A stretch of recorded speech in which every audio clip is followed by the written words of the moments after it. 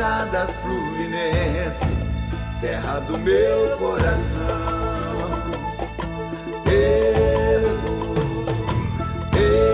Baixada Fluminense, terra do meu coração.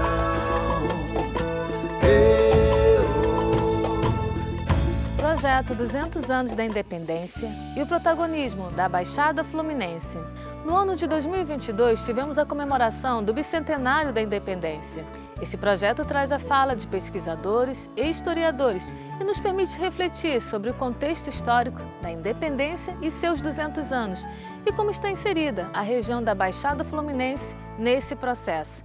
Em especial, um olhar para a importância da região no desenvolvimento do Estado, do Rio de Janeiro e do Brasil. Em 1808, a família real foge para o Brasil devido às invasões napoleônicas ou às invasões de Napoleão ou invasões francesas. E a partir de então, nós temos início a uma nova era, a Era Joanina, onde Dom João VI governa o Brasil até 1821. Quando pensamos o bicentenário da independência, estamos nos remetendo a pensar o século XIX. Quando falamos em século XIX, podemos identificar que ele começa em 1801, primeiro ano, do século XIX. E logo em 1808 nós temos aqui a chegada da família imperial, da família real, fugindo das invasões francesas a Portugal e chegam aqui no Brasil mais ou menos umas 15 mil pessoas, acompanhada inclusive por Dom João VI. E a partir de 1808 até mais ou menos 1820, 21, a gente poderia dizer que nós vivemos aqui uma era joanina, o período do governo de Dom João VI. Ora, imaginem vocês o quanto que a vida dessa família vai impactar o Rio de Janeiro e a Baixada Fluminense, correto? Primeiramente, onde você vai colocar 15 mil pessoas para morar, Então, muitos moradores locais tiveram que deixar suas casas para abrigar esses visitantes que chegavam lá de Portugal. A Baixada é hoje a segunda mais importante região do estado do Rio de Janeiro e uma das mais importantes micro-regiões do país. Com uma população que se aproxima de 4 milhões de habitantes, a Baixada possui um vasto patrimônio histórico e cultural, além de ser uma região privilegiada por seus recursos naturais, sendo um mosaico riquíssimo de tendências que se manifestam nos comportamentos sociais, nas artes e nos mais diversos campos da vida em sociedade. Baixada significa planície entre montanhas, já a Fluminense vem do latim flumen, que significa rio. Esta expressão se aproxima da denominação Iguaçu da língua tupi, podendo ser compreendida também como muita água. A região teve papel marcante no período de extração do ouro que vinha de Minas Gerais e era transportado através dos caminhos que cortam o território da Baixada Fluminense. As planícies da Baixada da Guanabara sempre tiveram uma posição estratégica e uma relação estreita e significativa com a cidade do Rio de Janeiro, sendo áreas de produção de alimentos para esse polo central, assim como também área de passagem das mercadorias que subiam para o Planalto no processo de interiorização e de transporte do ouro que descia das Minas Gerais no século XVIII em direção ao Porto Carioca.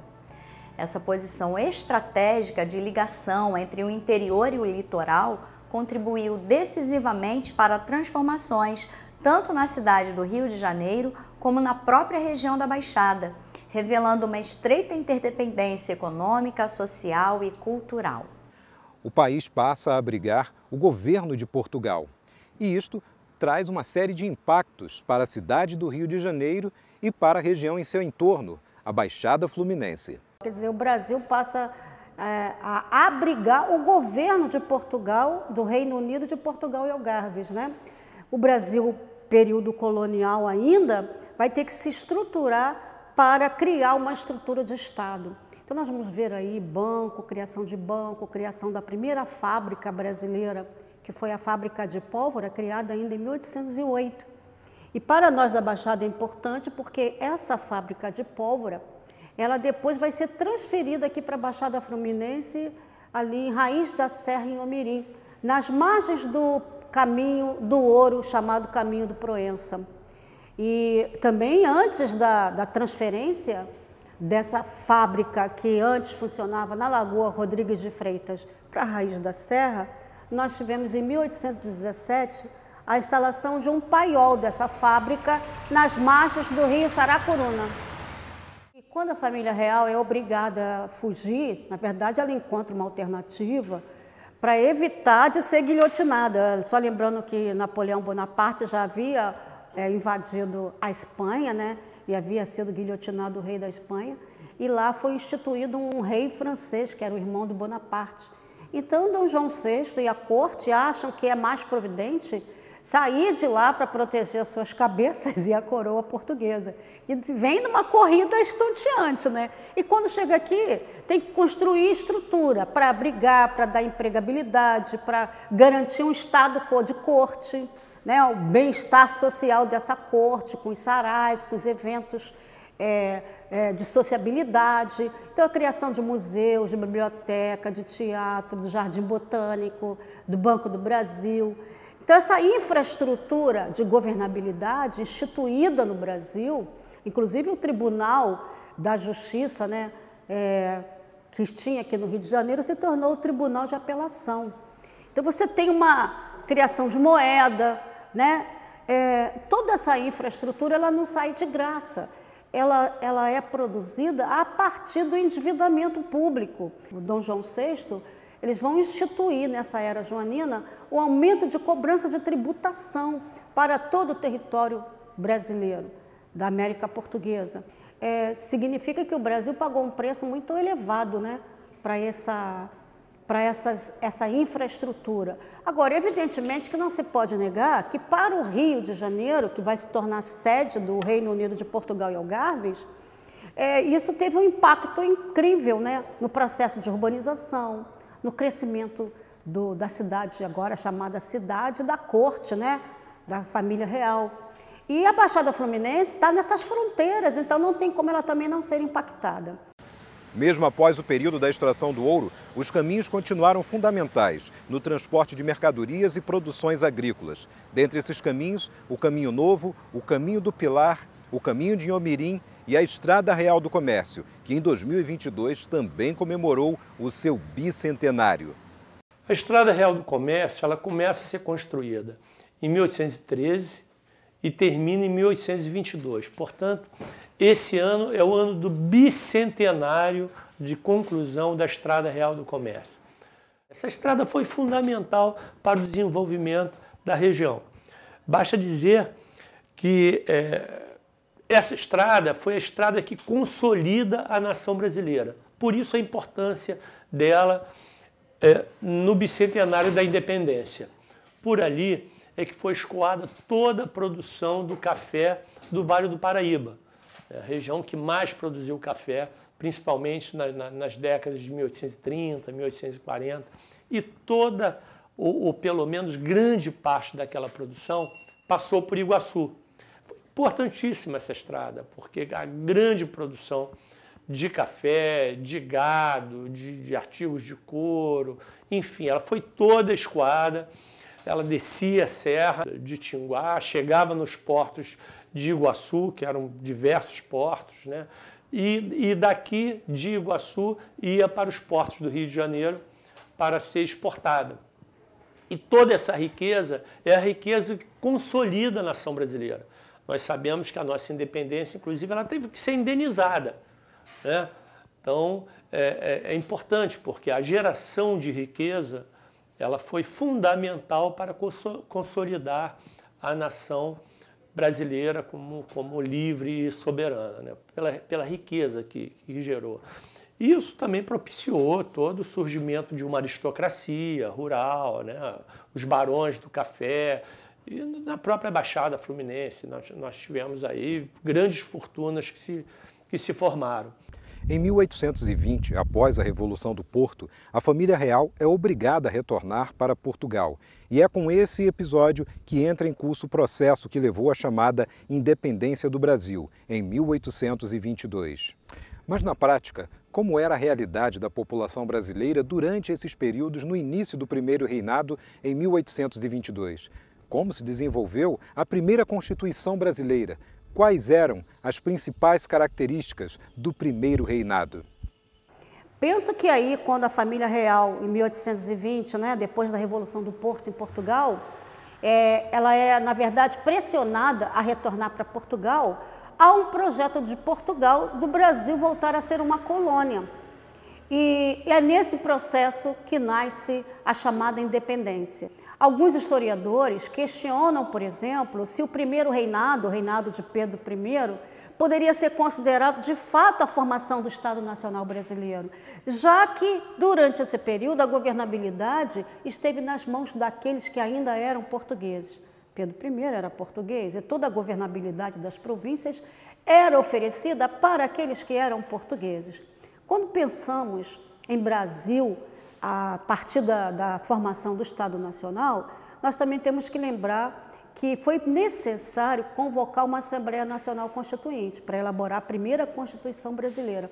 E ela foi outorgada em 1824. Essa primeira Constituição brasileira, ela define um pouco os caminhos escolhidos para o Brasil. E a primeira coisa que a gente tem que deixar claro é que os brasileiros não puderam opinar muito no que seria esse caminho. O imperador Pedro I fechou a Assembleia Constituinte e apresentou uma Constituição, né, no qual ele vai instituir 4 poderes. Dentro desses 4 poderes, nós vamos ver que o poder moderador, ele era o poder maior, né, quase que absolutista. Ele estava ali acima dos outros 3 poderes, acima da justiça, do legislativo e do executivo. Ele era o executivo, mas ele estava acima de todos os outros. Então, esse 4º poder, ele, na verdade, ele vai impor a vontade do imperador sobre o conjunto da sociedade brasileira. E nessa Constituição, os portugueses, por exemplo, asseguraram a sua dupla nacionalidade. Então, eles continuavam como cidadãos portugueses, mas também como cidadãos brasileiros. Em compensação, os africanos escravizados nem eram considerados cidadãos. As mulheres não votavam, os pobres não votavam. Quem um dia foi escravo, ainda que tivesse constituído a sua Carta de Liberdade, também nunca poderia ser considerado um cidadão. Então, dá para entender que essa cidadania brasileira, logo de início do primeiro reinado, ela é bastante excludente. Só os homens votam e é o voto censitário, só vota quem tem renda. Então, se exclui aí esses trabalhadores mais empobrecidos. E os negros nem chegam perto. Dá para você também compreender o racismo existente no Brasil hoje. Quer dizer, o Brasil viveu quase 4 séculos de escravidão e de uma cultura de conseguir olhar para o outro como se o outro fosse inferior. Aquele que não é europeu, né? Que não é branco, é o outro, é o desprestigiado. Então, populações indígenas e negras, elas estão excluídas desse direito à cidadania logo de cara. Mas esse primeiro reinado, ele vai começar então em 1822 e ele vai até 1831. Durante esse período, nós vamos ver no Brasil um grande conflito, de um lado português e de outro lado brasileiro. Então, nós temos 2 partidos. Esses 2 partidos disputando. E começam a ocorrer várias insatisfações, movimentos de rua. O Brasil vive uma guerra, que é a Guerra da Cisplatina, e perde território.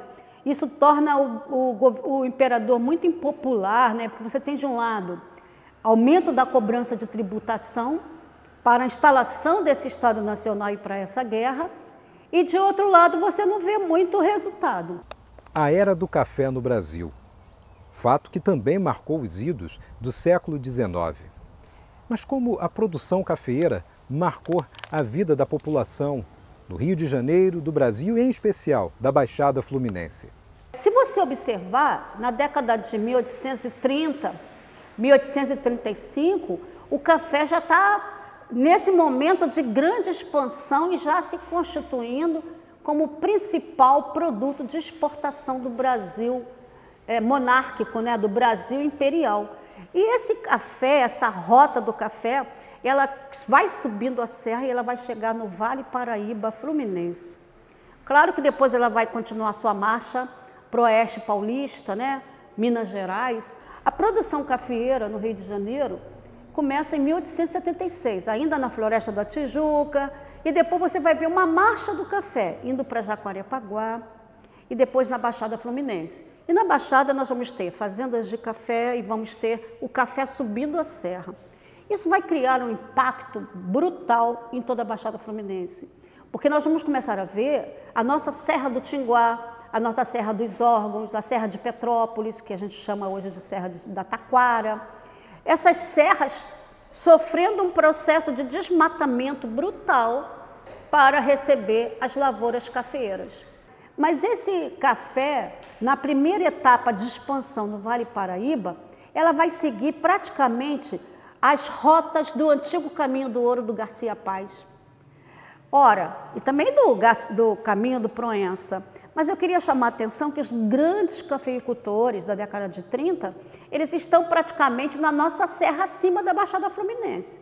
Então significa que, por exemplo, onde hoje é o Tinguá, Iguaçu Velho, né, nós vamos começar a ver ali os caminhos do ouro sendo revalorizados para o escoamento do café. E, ao mesmo tempo, eles começaram a identificar que era mais barato armazenar café na Baixada Fluminense do que armazenar totalmente no Porto Carioca. E isso fez com que a Vila de Iguaçu fosse, na visão de alguns viajantes estrangeiros do século XIX, considerada a vila mais desenvolvida, a vila mais importante do ponto de vista econômico daquele período, dos idos de 1830 a 1840. Isso fez com que essa região se desenvolvesse muito. Ela foi fundamental para que o Brasil hoje fosse o que é. Não só pela questão econômica, mas pela questão do abastecimento de água também. Quando nós tivemos uma grande crise na cidade do Rio de Janeiro, nos idos de 1860, 1870, eles vieram buscar água onde? Em Iguaçu, na Serra do Tinguá. Então, e por isso se construiu uma ferrovia, chamada Ferrovia das Águas, a estrada de ferro Rio Douro. A Baixada Fluminense proporcionou, através de seus caminhos, o transporte de mercadorias. Grandes áreas para cultivos agrícolas diversos. Cana-de-açúcar, café, mandioca, dentre outros. Também a produção de aguardente. E, claro, toda essa realidade construída com a mão de obra escrava. Dá para entender, então, que a Baixada Fluminense vai se constituindo como um território de circulação do café, de armazenamento do café, mas também de produção de alimentos para alimentar essas fazendas cafeicultoras, né? Que vocês sabem que essas fazendas cafeicultoras, no passado, elas eram fazendas de açúcar e de aguardente, de produção de aguardente, e muitas delas permanecem produzindo essas mercadorias, mas elas vão aos poucos alargando as suas fronteiras na produção do café, né? E você vai ter assim, fazendas de café com 130 escravos, 400, 500, 600, até 1.000, dependendo, né, de alguns proprietários que tinham mais de uma fazenda com um quantitativo significativo, né, de escravos. A Corte do Rio de Janeiro é, portanto, a capital do Império, né? Então tem uma importância grande e a Baixada, ela está ali no entorno dessa capital, né? Então ela é muito impactada. Então as vias fluviais do Rio, do Porto do Pilar, do Porto Estrela, do Porto da Piedade de Magé, também dos portos de todo o Rio Iguaçu, de Iguaçu Velho, essas áreas portuárias se tornam os principais portos do Brasil, né, aqui principalmente do Rio de Janeiro, no século XIX.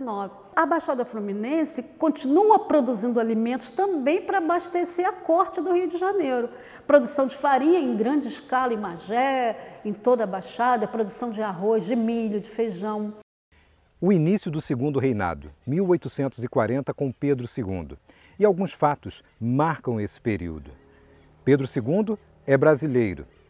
E também é o início do poder, do ganho de poder dos nobres da terra, dos donos da terra, é o início das nobiliarquias. segundo reinado começa não, em 1840, com Pedro II. De fato, aí nós temos já um império de fato nacional, né, porque Pedro II nasceu no Brasil.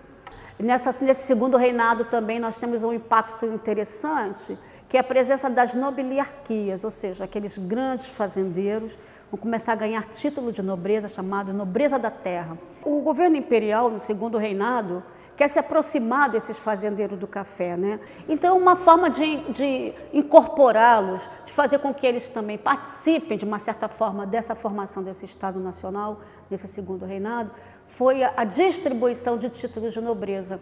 Então, essa nobiliarquia da terra, essa nobreza da terra, ela também, esses cargos, né, de barões, de conde, de condessas, isso cria, incorpora esses setores nacionais do café à lógica de poder do Estado brasileiro. Então, quando o café chega no Iguaçu Velho, ali no Tinguá, antigo bairro do Tinguá, nas nascentes do Rio Iguaçu, nas bordas da Estrada do Comércio, nós vamos ver, por exemplo, a Fazenda São Bernardino como um dos retratos das fazendas mais incríveis dessa época, embora ela não fosse uma fazenda de café, ela era uma fazenda de produção de farinha açucareira de aguardente, mas você vai ver que ela tem toda uma estrutura, uma arquitetura de uma fazenda do café do século XIX.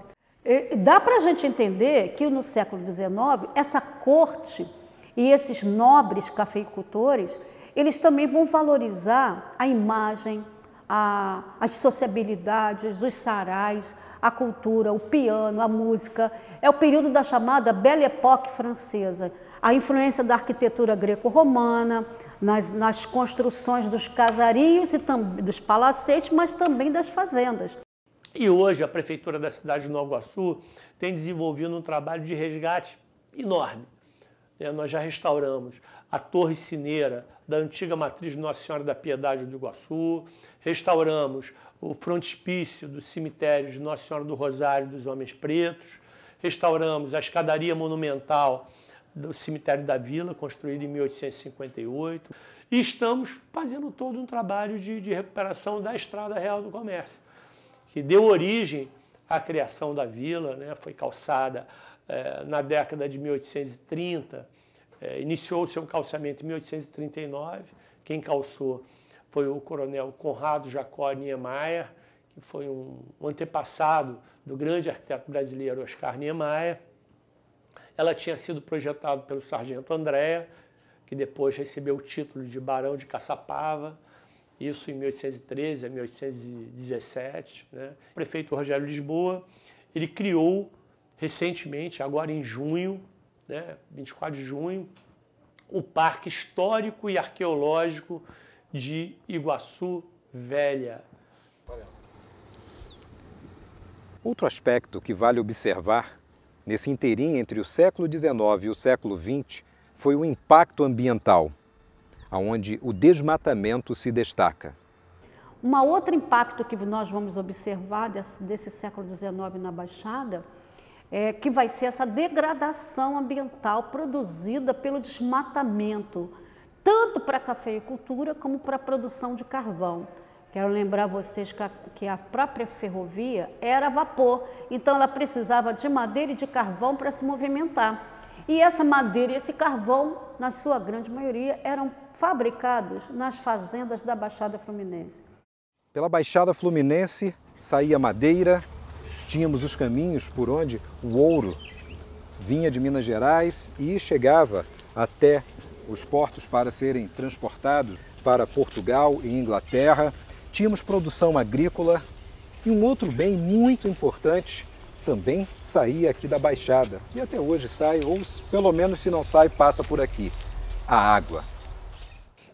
Na grande crise de abastecimento da cidade do Rio de Janeiro, que ocorreu em 1860, 1870, como eu já referi, eles vieram buscar água onde? Em Tinguá, em Iguaçu. Para isso construíram uma ferrovia, a Ferrovia das Águas, a Estrada de Ferro Rio Douro, o que salvou, abasteceu toda a cidade do Rio de Janeiro, porque o Rio Carioca, que era o rio que abastecia ali o centro urbano da cidade, não conseguia mais atender a demanda de abastecimento. até 1930, 1940 mais ou menos, que mesmo essas águas aqui, né, em função do grande desenvolvimento da cidade, capital federal do Rio de Janeiro, também não começou a faltar água. O que foi feito? Se construiu a maior estação de tratamento de água do mundo, que é a estação de tratamento do Guandu. E aonde que ela foi construída? Em Nova Iguaçu. Então, parte vinha através de uma canalização do Rio Paraíba, através do Ribeirão das Lajes, e parte das águas da própria Baixada. Ou seja, as águas que abastecem o Rio de Janeiro, na sua maior parte, ou elas passam ou elas nascem em Nova Iguaçu. E as pessoas não sabem disso, né? Quando abrem suas torneiras, né? Quando acionam seus filtros, utilizam seus banheiros, né? Enfim, não vê a importância de Iguaçu para as suas vidas. E o que elas dão em troca? O que a cidade do Rio de Janeiro dá em troca para a Baixada no recebimento dessas águas? As pessoas vão dizer, não sei, mas sim, tem alguma coisa. O lixo, todo o lixo da cidade do Rio de Janeiro, ele é enviado para a Baixada Fluminense. Antes era para o Jardim Gramacho, em Duque de Caxias, e hoje é em Seropédica. Né? A cidade do Rio de Janeiro não tem um vazadouro de lixo, nem na Zona Oeste. Né? Campo Grande, não tem nada. Uma região que foi tão importante durante todos esses séculos da formação da cidade, da construção da cidade do Rio de Janeiro, fundamental. Nunca é demais ressaltar que até 15 de janeiro de 1833, toda essa região fazia parte da cidade do Rio de Janeiro. No final do século XIX aconteceu a abolição da escravatura. O que esse fato significou? Quando vem a abolição da escravatura, em 1888, ela vai ser um marco importantíssimo de transformações para o século XIX, não só para o Brasil, mas também para a Baixada Fluminense, na medida em que o que sustentava a monarquia era ainda a escravidão, né? Então, para manter a escravidão, se manteve uma monarquia. Para defender o quê? Esse modelo, latifúndio, exportação e escravidão. Quando vem a abolição, em 1888, essa monarquia não se sustenta. Um ano depois vem a quartelada. O Exército Brasileiro faz uma quartelada e nós temos o fim da monarquia. Quais as reflexões podemos fazer sobre a relação da Baixada Fluminense com o bicentenário da independência? Quais são os seus marcos? O que a Baixada século XIX poderia identificar como marcas muito importantes? A fábrica de pólvora que continua lá com sua vila militar, Piedade de Magé como uma porteira para essa cidade de Teresópolis, as cidades imperiais, e a Baixada é um lugar de circulação dessas áreas serranas. As fazendas de café que foram entrando em decadência, né, vão sofrer aqui na Baixada Fluminense uma desvalorização fundiária, com a crise ambiental, com as enchentes, com as doenças. A gente viu também que um outro marco importante deixado por esse século XIX foram as ferrovias, né? A ferrovia primeiro do Barão de Mauá, né, de 1854, a Pedro II, de 1858, a Ferrovia das Águas, que importante também, né? Marcou a Baixada Fluminense, deixou marcas na Baixada Fluminense. E não podemos esquecer aí da Leopoldina Railway. A Leopoldina Railway é de 1886, ainda do Império. Ela vai integrar o Rio de Janeiro, circundando a Baía da Guanabara e se encontrando com Raiz da Serra, com a chamada Ferrovia do Barão de Mauá. E em 1881 nós temos aí a ferrovia ligando Raiz da Serra até Petrópolis. Uma outra coisa também que não podemos esquecer de citar, da instalação de casas da ciência na Baixada Fluminense. Então nós vamos ter 2 casas da ciência instituídas. A primeira pelo Barão de Langsdorff, ela foi instituída nas bordas do Caminho do Ouro, do Caminho do Proença. A Fazenda da Mandioca, do Barão de Langsdorff, ela traz notícias importantes para a gente. Primeiro que o Barão de Langsdorff, ele é um cientista, ele é um naturalista, ele é um expedicionário, e ele traz, por exemplo, rugendas. Ele vai receber outros cientistas, inclusive o Saint-Hilaire. ele vai estabelecer coleções. A mesma coisa nós vamos ver com a Fazenda do Mate, lá em Paquequé, que hoje é Teresópolis, Guapimirim, né, nessa região. Também esses caras introduzindo essas produções de frutíferas europeias, né? Esse clima mais ameno, mais de serra, né? Não podemos esquecer também que, a partir de 1848, algumas fazendas da Baixada foram a leilão e passam a abrigar as fazendas de tecido. São também as primeiras fábricas do Rio de Janeiro, elas começam na Baixada Fluminense. Só em Magé nós temos 6 fábricas de tecido, né? E o segundo marca isso aqui, ó, a formação dos quilombos no século XIX. Esse aqui é um dos retratos mais assim interessantes que nós temos. Uma máscara de ferro bem pesada. Ela era utilizada aqui, só pegando a parte do rosto e da boca. Tinha uma argola que fixava aqui por trás da cabeça. Ela foi encontrada aqui nas margens do Rio Iguaçu. Então nós vamos ter a Baixada Fluminense também se constituindo como um território da formação dos quilombos. Então, gente, aqui a gente tem então essa herança do século XIX, que foi essa resistência escrava. Então tem aí uma coisa que é importante, a valorização de rotas agora, não mais do caminho do ouro e nem mais das vias fluviais, mas das ferrovias. E aí, para o século XX, nós começamos a ter as rodovias, né, que vão também recortando a Baixada Fluminense. O que tem de herança de permanência? A citricultura, né, que no século XX a Baixada vai se caracterizar já em 1916 como a principal exportadora de laranja. Isso até, pelo menos, até o final da Segunda Guerra Mundial. Aqueles antigos fazendeiros de café em crise vão também investir no saneamento, que vão pressionar o governo para investir em recuperação ambiental, para revalorizar suas terras. E nós vamos ver depois essa decadência rural, os retalhamentos, o surgimento já de uma perspectiva mais urbana e a Baixada se transformando num território de expansão urbana da cidade do Rio de Janeiro pós-ferrovia. A ferrovia Pedro II, a ferrovia Leopoldina Haluey, elas vão ser consideradas, então, vias de expansão urbana da capital da República no século XX. Então, esse é um pouco o que a gente poderia pensar dessas heranças do século XIX, né? Um século XIX construído pela mão de obra escrava, que produziu nobiliarquias ricas, poderosas naquela época, mas que depois vão entrando em decadência no final do século XIX. E nasce uma república, né? Poderíamos pensar uma república melhor, uma república mais participativa? Ainda não, né? A República Nascente continuou mantendo as mulheres excluídas, continuou mantendo quem não tinha letramento fora do direito ao voto, só votava quem tinha letramento, mas pelo menos acabou com o voto censitário, quer dizer, todos aqueles que eram homens, civis, letrados, poderiam votar. Ainda muito longe de uma representação política participativa, de uma democracia, né? O que podemos concluir para o hoje e para o futuro? O que ainda precisa ser superado? Eu penso que a Baixada paga preços ainda hoje muito elevados das heranças do século XIX, que deveria ter sido suprimido, né, da nossa vida, esse preconceito racial, né, que nós herdamos do período colonial e do século XIX, o machismo, né, também herdamos do período colonial e do século XIX. Essa desigualdade social extremada também é uma herança desse período. Então temos muita coisa para superar desse tempo do passado, né?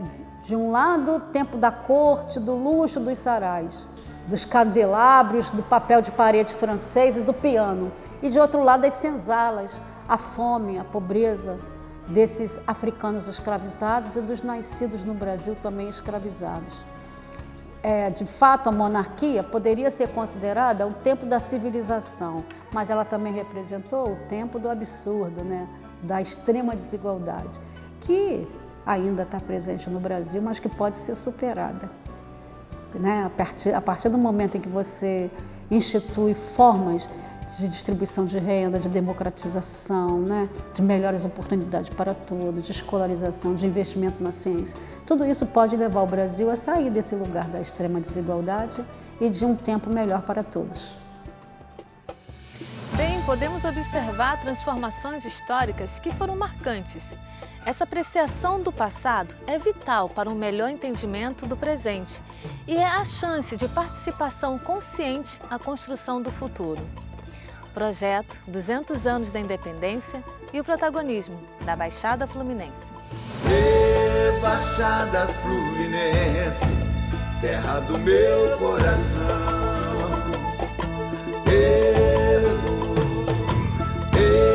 Baixada Fluminense, terra do meu coração.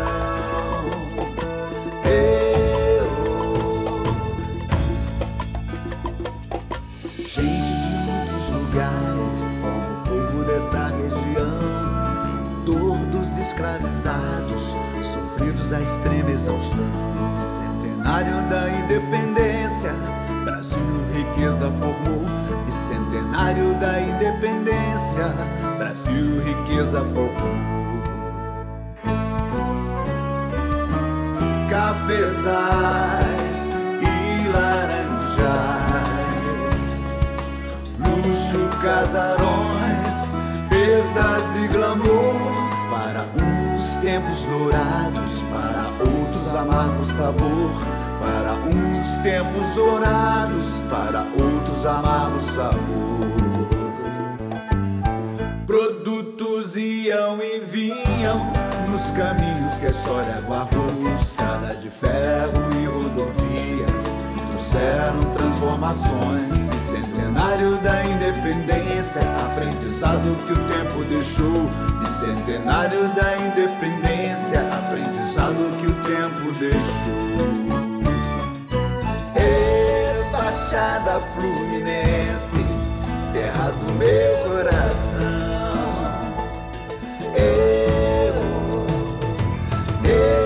Baixada Fluminense, terra do meu coração.